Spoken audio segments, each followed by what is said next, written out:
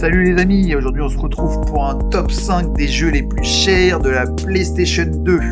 Et oui les amis, on commence tout de suite en 5ème position par Suikoden Tactics. Suikoden Tactics évidemment assez connu comme série, la célèbre série de Konami, mais Suikoden Tactics c'est vraiment pas très connu. C'est un RPG tactical de la série des Suikoden les amis, donc sorti en 2005 au Japon, en 2006 en France. Jeu quand même assez rare à trouver à mon avis, vous ne connaissez pas trop, mais le jeu dispose d'un scénario de très très grande qualité, moi je vous le conseille personnellement. Et voilà, le jeu le retrouve aux alentours de 120 €, hein, c'est complètement abusé les amis.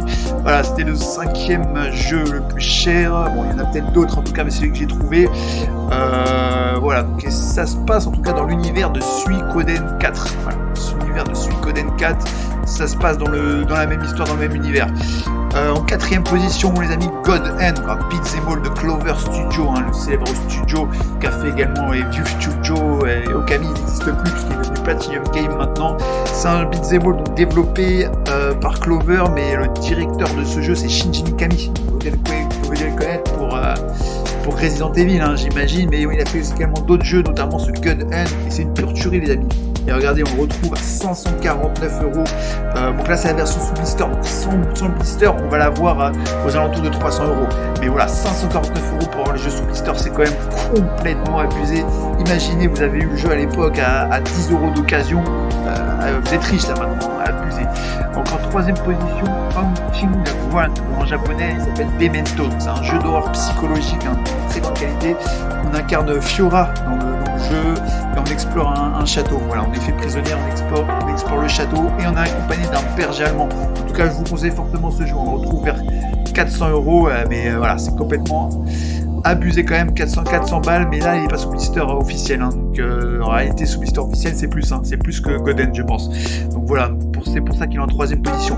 Rule of Rose maintenant. Donc, ça c'est un jeu quand même assez connu, même s'il est très rare et qu'il est très difficile à trouver. Rule of Rose, il est connu parce qu'il a fait pas mal polémique. Donc c'est un survival horror développé par le studio japonais Punchline. Il a fait très polémique dans le jeu parce qu'il y a des politiciens, notamment des politiciens européens, qui ont fait des campagnes sur ce jeu-là, en reprochant d'avoir des personnages pervers, homosexuels, sadomaso et compagnie, parce qu'il y a des enterrements d'enfants aussi dans le jeu. Enfin, voilà, très très polémique. Il y a même un grand politicien qui a fait un post et tout ça et compagnie. Mais en fait, on s'est aperçu que ce post-là, il l'a plagié d'un forum de jeux vidéo. Mais quel plagieur, mais quelle honte les amis, c'est une honte. Voilà. En première position, en tout cas, Kuon, le survival horror de l'époque Heian du Japon. Vous conseille très fortement ce jeu, très grande qualité. Et c'est un jeu de From Software. Et oui, les mêmes qui font actuellement les Elden Ring, les Dark Souls et tout ça. Et ouais, avant ça, ils faisaient des jeux vidéo et From Software, ils faisaient des sacrés jeux vidéo. Et Kuon en fait partie. Et c'est probablement l'un des jeux les plus chers de la PS2. 900 €, là, les amis, c'est la version sous blister. Elle est complètement abusée, presque 1000 balles pour un jeu PS2. Voilà, alors c'est un top 5 évidemment des jeux. C'est pas forcément les 5 jeux forcément les plus chers, hein. Il y en a d'autres, etc. Mais en tout cas, c'est 5 jeux que j'ai trouvés qui sont très très très chers.